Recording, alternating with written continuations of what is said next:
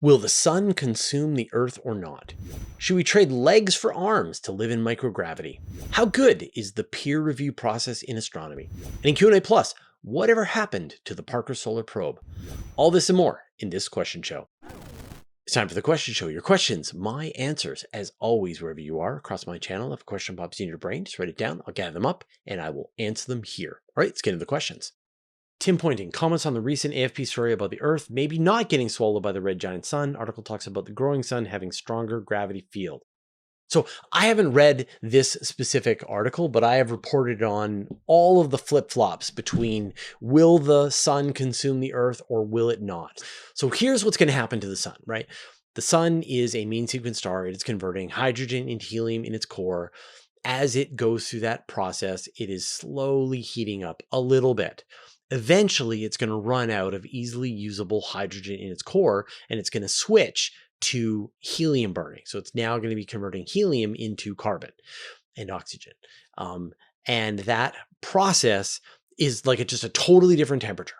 And the outcome of that is that it causes the sun to expand. It's a much hotter process at the center of the sun that gives off more heat. That causes, this idea of the radiation pressure that's coming from the heat inside the sun, that causes the sun to expand outward.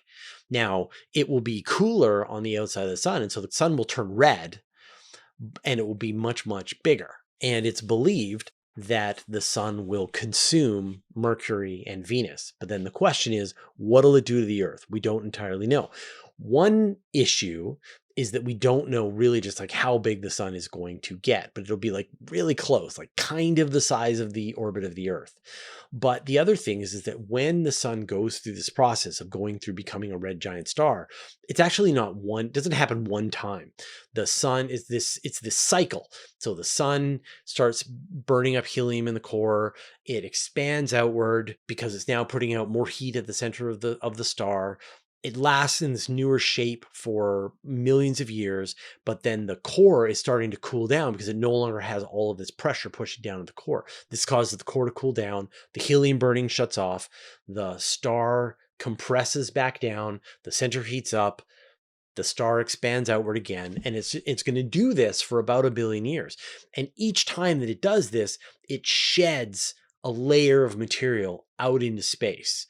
And when you look at, say, the really cool planetary nebulae, things like the Ring Nebula, the Helix Nebula, these are the results. This is what you see after a star is dying or has died, because it has puffed out these rings of material out into space.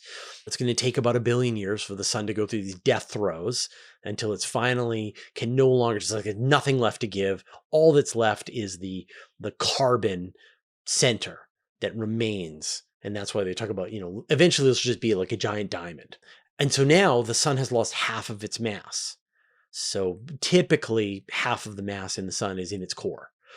And so the orbits of the planets depend on the mass of the sun.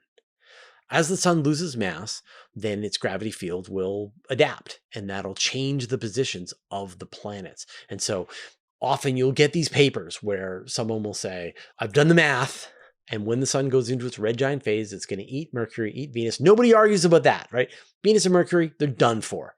And then but it won't quite eat the Earth. Instead, the Earth will be just like horribly scorched. All the oceans will be gone. It'll be utterly unlivable, but it won't be consumed. But I've heard other people say, no, it'll take out the Earth and it'll also take out Mars. So when you think about Betelgeuse, like Betelgeuse extends out to the orbit of Jupiter. Now, Betelgeuse is a red supergiant. It has dozens of times the mass of the sun, but is going through a similar version of that process. So these red giants can get really, really big. And then other people will say, no, it's definitely going to, it's only going to eat Venus and it's going to be lots of space. So to say, like, every year or so, somebody does the math, their results come out, and then if it's the opposite of the one that people are expecting, then there will be a short little media burst, and then it comes back the other way. Jeff Hands, if your legs were another set of arms, would you live in microgravity? Should people have feet changed to hands if they live in low Earth orbit? So I don't want to live in low Earth orbit. I think it makes sense for us to eventually put some kind of space stations in low Earth orbit long term. Once the International Space Station goes down, you got the Chinese space station. But, microgravity is bad for the human body for long periods of time. Like you can do a year at most. And then after that point, you are starting to feel bad. You've lost bone mass, you've lost muscle mass, there's fluid redistribution, there's problems with your eyes, and then there's even other issues that we're not entirely sure about. So although the human body can survive in weightlessness for a year, maybe a little bit more than that, you really don't want to go longer than that. And so I can't imagine us ever thinking that we want to live in weightlessness for forever, for like that is our habitat, because you may have feet for hands or hands for feet, but and so you can climb around from place to place in weightlessness, but you're still experiencing the bone loss, the muscle loss, the fluid distribution, the problems with your eyes, and so on and so forth. And so really the solution, if humanity wants to live long-term in space, we've got to figure out how to create some kind of artificial gravity in space. We need some kind of rotating space station that we can be in, and then we would be able to cancel out the problem of the weightlessness. But then now you've gone and changed your feet into hands, and so now you can't walk around on this one gravity that you've got in the giant rotating space station. So you will regret it. So no, I don't think changing your to feet to hands just so you can do well on one mission to the International Space Station is the right play. But who knows? Like in the future, it might be really easy to change feet to hands. It might just be like a day operation, quick surgery. And it might be that that's the call that all the astronauts make, that they get ready to go to space to do their year on the International Space Station, and they all get their foot to hand surgery, and they, take a little time to do a little bit more physical therapy. So they're up to speed using their hands, their hand feet, and then off to space they go. And then when they come back to Earth, they regrow their regular feet and then they're back to operations. But even that, I think they would not, even if it was painless, safe, I don't think they'd want to do it. It's time to shout out all the new $5 patrons and above: Isak Lucius, Keith Pollock, Steve Lehman, Marty Kustra, Bunny Rabbit, Ed, Joel Rankin, DD, Ammonite, and Contact 2001. Join the club at patreon.com/universe today. Verstovsek. Is the sun loud? Could we hear it if there was air between the Earth and the sun? How loud would it be? So yes, the sun is incredibly loud. And the reason that we can't hear the sound come from the sun is because there is no medium to transmit the sound. If we could, if there was air between us and the sun would be 100 decibels. And 100 decibels is very loud. 100 decibels is equivalent to a chainsaw going off beside you. So imagine, right? You're looking up into the sky and there's just the constant screaming sound, chainsaw level. Someone is running a chainsaw beside your ear, and that is the sound of the sun at all times. So fortunately, there is no medium between us and the sun that can transmit the sound that is coming from the sun, because that would be loud. JJ's Quest. Certain sciences are known for having better peer review efficacy and strenuousness than others. Where does astrophysics lie in that spectrum compared to the others, in your opinion? When you think about a lot of the sciences like psychology, economics, behavioral things, there's kind of money to be made, and there's the duplication crisis. So people are having a hard time duplicating the results of various scientific papers, and that is a big problem. There's other fields where there is a lot of money to be spent. So pharmaceutical industry, the oil mining industry, wherever there's big money to be made, they're going to be producing science papers, and they got lots of money to spend. That is going to make it sort of difficult for people who are trying to sort of be skeptical and study those papers to be able to push back against it. Astrophysics is kind of none of that, right? That there are really only a few thousand working astronomers on the planet, in the universe. But on the planet, maybe 10,000 at most, but I think it's more like in the, 5-ish thousand people are working astronomers in this field. They work at space agencies, they work at universities. There's not a lot of people. It's a very small community. There's no money to be made right? There's like no profits to be made when people discover a new black hole or discover a problem with the Hubble tension. And there's not really a lot of money that's being spent to destroy people's trust in black holes or to destroy people's trust in the Big Bang. Now you have obviously, various people, there are religions who have problems with the Big Bang. There are various conspiracy theorists who talk about various stuff related to space and astronomy, but it is very ad hoc.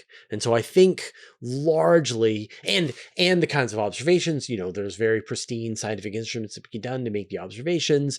So it's very repeatable. And, I could look through my telescope, I can see a planet. You can look through your telescope, you can also see the planet. We can agree that that planet is there. We have done independent observations. So astronomy works very well in that kind of field as well. So I think, there are always problems in various sciences and there are bad actors in every field, including astronomy. But I would say just like my observation, I don't spend a lot of time being deeply skeptical of the work that the astronomers are doing. And I'm looking for the angle and I'm trying to, I don't have the need to do a lot of deep investigative work that you might have to do as a political reporter or as a reporter working in another beat, because like in general, it's just kind of like you get what you see, right? The scientists are making discovery. They're upfront about what they found. You can ask them questions about it. Nobody's really trying to hide anything. So it's a relatively straightforward field as a scientist, as a journalist. And I think as the scientists working together. Now, there are a ton of problems. There's the problems with the journals. There's a problem with peer review. There's the problem of tenure, lack of funding, mistreatment of grad students, all kinds of problems. But I think all human endeavor will have problems. And as a field of science goes, astronomy is pretty good. It's pretty fine.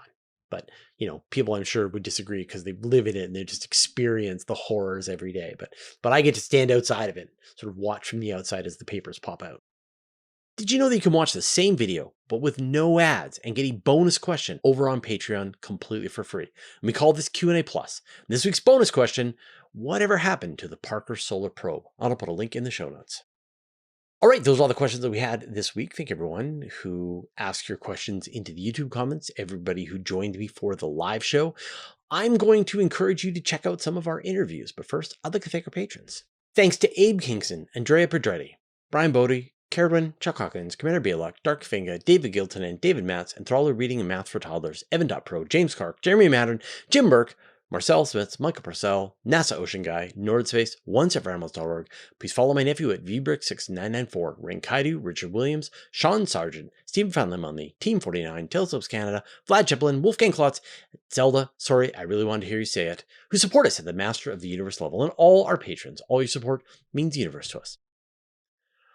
Space Bites and the question shows are the content on our channel that most people watch, but the content that I am the proudest of are the interviews. This is where I get to be a journalist and reach out to the actual scientists who are working on this stuff. I get to talk to astronomers, astronauts, physicists, people who are at observatories and find out exactly what they're working on in their own words. And, as a journalist, this is my bread and butter. This is what I do, is that I reach out to these people and we work on videos and we work on stories on Universe Today. And this is a way for you to watch that process, for you to hear directly from the people who are doing the research what their experiences is, and that they can explain it much better than I ever can. And I feel like that really allows us to bridge the gap between what the popular science explainers do and what sort of takes it to the next level, so that you can really truly understand what is the cutting edge, the bleeding edge of space and astronomy research. And I'm very proud of them, and I would do them if nobody watched, right? Like if I got 0 views on the interviews, I would still record them and publish them, because I think it's important to me to do this work and to have these conversations. The way you're watching the QAs, you're getting your curiosity fulfilled. When I do the interviews, I'm getting my curiosity fulfilled, and it's that same instinct. But I think, if you don't watch them, That's fine. If they're not for you, that's fine. But my guess is that they are for you, that some of the topics are going to hit and be really fascinating, and that we live in this kind of hyper connected world where we're flitting around, we're stopping videos halfway through, we're not sort of taking the time to really mull over some deep concepts. And I think that if you go and you pick a topic, an interview topic that is really interesting, like the interview that I did with Lee Feinberg about the design of giant space telescopes. He was the designer behind the Hubble and James Webb and is now working on what comes next. I mean, it will blow your mind, but it's not going to unfold very quickly. You're going to need your time with it, but you will get a deep understanding of what it's like to be right there designing telescopes. So just another encouragement for you to check out the interviews that we do here on the channel. I think you'll really enjoy them if you've been skipping them. And even if you like watch them like, they're not for me, just try. Eat your vegetables. Try watching the interviews. All right, we'll see you next time.